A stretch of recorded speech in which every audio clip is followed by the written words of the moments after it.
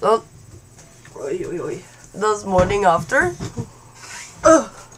Oi, den er speilvendt igjen. Hello? Hello? Og jeg må fise. Oi. Du må jo bli med. Ja. Hello? Jeg fikk fernet i øya. Ja. Har vi noe fornuftig å si på Lille og Hanna show i dag? Nei, egentlig ikke. Nei. Jo, julebrus er gøtt. Ja, det får du si.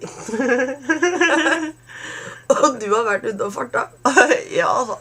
Klokka er 12:30. Ja. Det er tidlig. Skal vi bare gå og legge oss igjen? Jeg tror jeg skal legge meg under senga mi og se litt på TV. Det hørtes gøtt ut. Ja. Jeg skal se på TV. Fordi nå skal jeg ikke gjøre noen ting før klokka er 5:30. 5. Jeg skal jobbe på Dyreco i dag. Oh yes. Yippee-yo. Oh yes. Ja, det... Hva har den å si? Ok, forresten hils på Jonas. Alle sammen. Ja, ditt fast, ja. Nei.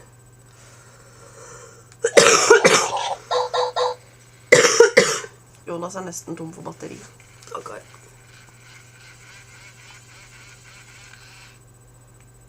Du må ikke ta for på halen, da blir han sinna. Hvorfor det? Jeg vet ikke.